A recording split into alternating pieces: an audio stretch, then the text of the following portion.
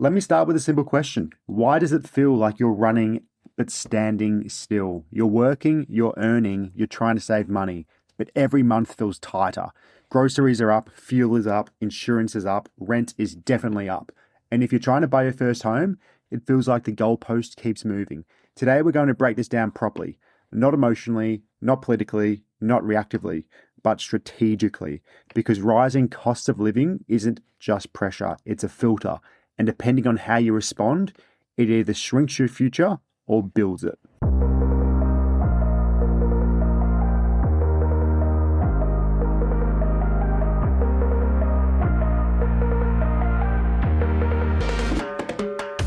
Welcome back to another episode of the Finance Bible podcast. Zeke here. And your co-host Oscar. But before we get into it, please note that nothing in this podcast should ever be considered as personal financial advice. Of course, if that is what you are seeking, reach out, we'll get you in touch with the correct professionals, get the job done properly. Sit back, relax, and enjoy the show. Let's get into it. Welcome back to another episode of the Finance Bible podcast. Today, as you just heard, we're talking about the rising cost of living and why this is still a wealth building era despite how expensive groceries, fuel, insurance is becoming, because there's still a way. So let's ground this in reality straight away. Look, Australia saw inflation peak at around 7.8% in late 2022. So that is the highest in over 3 decades. So for example, that means if you had 100 grand sitting in cash, earning little to no return, its purchasing power effectively shrank dramatically over a short period. We've talked about that all the time, that cash money in your bank account doesn't really do much. You actually lose money due to inflation. So while that was happening, you had rents across many capital cities rising over 20% since 2020. Construction costs have increased more than 30% between 2020 and 2024. And you've got interest rates went from 0.1% to above 4% in just over a year. So that was one of the fastest increases in modern history. Now, here's the part most people miss. Inflation doesn't only increase what you pay, but it increases what it costs to actually replace assets. So, for example, if it costs more to build, if it costs more to develop land, if labor costs more, then existing property becomes more valuable over time because replacement cost rises. So, unfortunately, that's what happens. That's structural and actually not speculative. So there you go. I guess what we're wanting to look at is inflation a wealth divider? I think it is. So let's talk about something uncomfortable. So in my opinion, inflation definitely divides people. You've got asset holders versus cash holders, homeowners versus renters. So the average homeowner in Australia has significantly higher net worth than the average renter, unless the renter is a rent vestor. That's a completely different situation. But the reason is, it's not because they're geniuses, but because they own something that appreciates and compounds. And that's why we love property. So when inflation rises, generally you'll see rents increase. You'll see wages lag behind. We spoke about wages in our episode last week. The multiplier from 1980 to now, crazy. And also when inflation rises, your costs also expand. So property owners experience rising rental income and rising asset values over time. And on the other hand, inflation punishes savings because you're technically losing money if your money is just in your bank account, and it rewards scarcity assets. So the question is, and the most important question is, which side are you positioning yourself on? That is something you should ask yourself, because if you're on the rental side, your money's in your bank account, it's really not going to do much for you. So how can you get to the other side and be a part of the increased prices of rents, capital growth, etc.? So the psychological trap of the classic "I'll wait."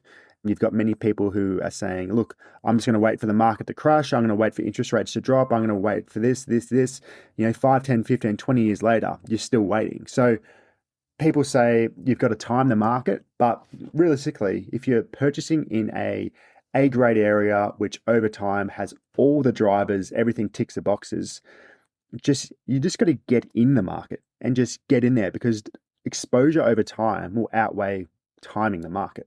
So that is where people get stuck, the "I'll wait" mindset. But let's zoom out. Since the early 1990s, Australian property values nationally have increased over 400%. So that's through recessions, through the GFC, through COVID, through mining crashes, through rate hikes.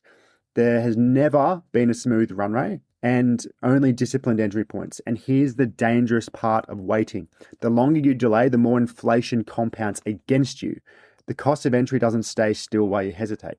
So I've got clients and friends who I know who've been waiting for 5 years, and now they are in a position where their deposit that they had ready for 5 years ago, which they could have afforded a good property, now they don't have enough because what's happened is A, inflation has eroded their savings, and B, the price of property and the entry level that they're wanting to purchase has increased dramatically. So even if they wanted to purchase that property still, they're priced out. They have to continue to save even more and work longer hours and even get a higher salary job just to cover the deposit which they initially had. That is the price of waiting. The bigger conversation, though, is the supply crisis. It's a conversation not enough people are having, but Australia has a housing supply issue. So migration has surged post-COVID, as we spoke about in our last episode. Population growth has accelerated.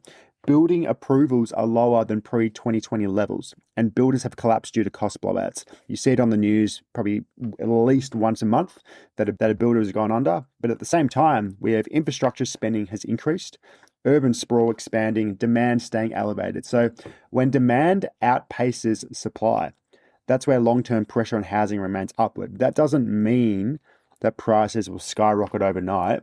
It means that the structural undersupply supports long-term growth. So if you understand supply and demand, you will understand property. It's as simple as that, really. You just got to figure out where these areas are. And that's where you speak to a team who can tell you and guide you where these areas are. So we recently had an interest rate hike started this month, and everyone is complaining about the interest rates really impacting them and thinking it's RBA's fault, the interest rates' fault, that they're not in the market. But interest rates aren't the enemy. Yes, obviously rates increases hurt if you're in the housing market or you're trying to get in and you're right on the edge and it increases the rate and then you can't get in. So yes, it hurts.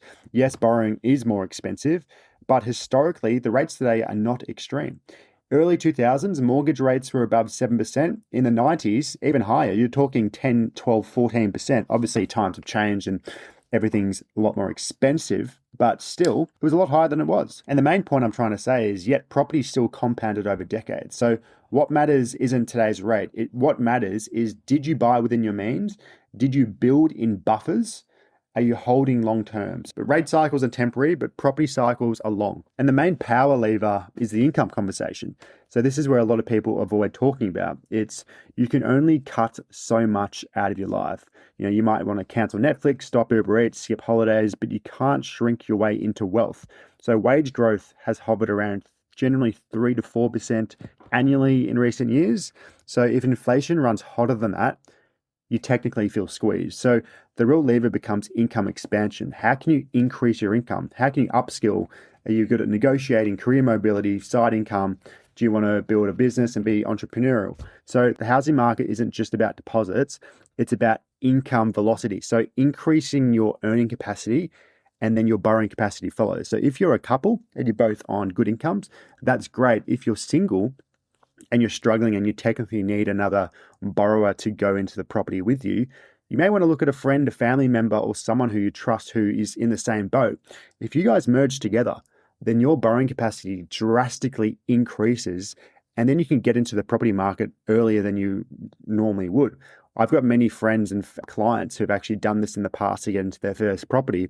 They bought a property with not their partner, not their brother, but a friend. It's becoming more and more popular these days, which is a new way of kind of getting into the market. So then we'll talk about the compounding effect. So let's play a long game. If property grows at even a conservative 5 to 6% annually, a 500K asset becomes over 1.2 mil in 15 years.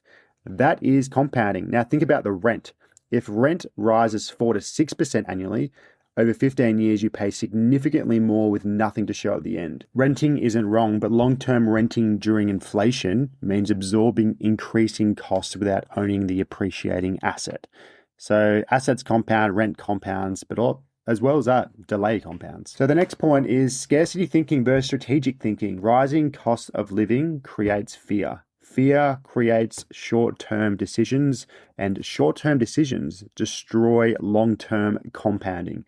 So if you're a scarcity thinker, that type of thinking is let's protect, retreat, and wait. If you're strategic, you're thinking let's assess, plan, and position ourselves. So the wealth builders are not fearless. They are just calculated. They understand discomfort is part of the process. Now, if you want to enter the housing market now, the conversation shifts from emotional to mathematical. Not what do I love, but how can I make this make sense long term? So the conversations to have with yourself and your partner or your friend is, can I buy below replacement costs? Is supply constrained? Is infrastructure expanding? Is demand steady? Can I realistically hold this asset for the next 10 to 15 years? If the answer is a yes to majority of them, that is good. That's what you kind of want to see. And entry-level strategy beats dream home strategy. And look, let's be honest, cash flow safety beats ego. But the real question is, and a deeper way of you to think about this episode towards the end of it is, do you want comfort today or do you want leverage tomorrow? Because the cost of living will continue to rise. And that's just the reality of the economy at the moment, unfortunately. So the difference is whether you remain on the consumption side with continuing to spend on going out, drinking, eating food, socializing, spending all your money on Uber Eats, all these subscriptions, or step into accumulation. So how can we get into the property market and leverage into your next one over the next 5, 10, 15 years? So the housing market isn't about chasing hype. It's just about positioning yourself during uncertainty. But yes, life at the moment feels expensive. Everyone's feeling it. I'm even feeling it as well. The pressure is real. Inflation doesn't ask permission, but it either compounds against you or compounds for you. And I tell you what, you want to be, and I want to be as well, on the compounding for you side. Because if inflation's on your side, happy days, you'll be set up perfectly and you'll benefit from it. But you need to think long term. You need to look at ways, how can we increase our income? How can we buy intelligently? And how can we hold patiently over the years? Because that's where true wealth comes. And let time do the heavy lifting for you. That is what compound interest is all about.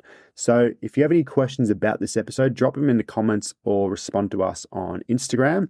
But that is all for today. Just a short, sharp episode about the rising cost of living and basically gives you a bit of an idea of how you can look at combating it. But until next time, ciao. We hope you enjoyed the episode. As always, you know exactly what to do. Hit that follow button, subscribe, whatever platform you listen to this podcast on.